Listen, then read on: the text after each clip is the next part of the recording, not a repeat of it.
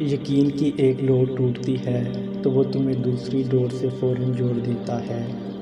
تم تھک کر رکتے ہو تو وہ چلنے کی ایک نئی وجہ دے دیتا ہے۔ وہ ہمیشہ تمہارے ساتھ رہتا ہے، آزمائش کے ساتھ بھی اور آزمائش کے بعد بھی۔ جب انسان زندگی کی تلخیوں سے تھکنے لگتا ہے تب آسمان کو الجھی ہوئی نظروں سے تکنے لگتا ہے۔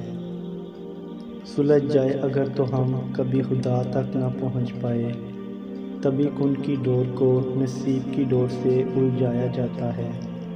وہ جانتا ہے ہر ہنسی میں چھپے ہوئے اس درد کو، مگر اسے پسند ہے جب اس کا نام پکار کر اسے سب بتایا جاتا ہے۔ ہو سکتا ہے تمہیں وہی ملنا ہو جو تم شدت سے اپنی دعاؤں میں مانگ رہے ہو، بس بہترین وقت پر پانے کے لیے امید کا دامن پکڑے رکھو۔ جب تک دوسروں کا دل آپ کی وجہ سے بے سکون رہے گا، آپ کو کبھی سکون نہیں مل سکتا۔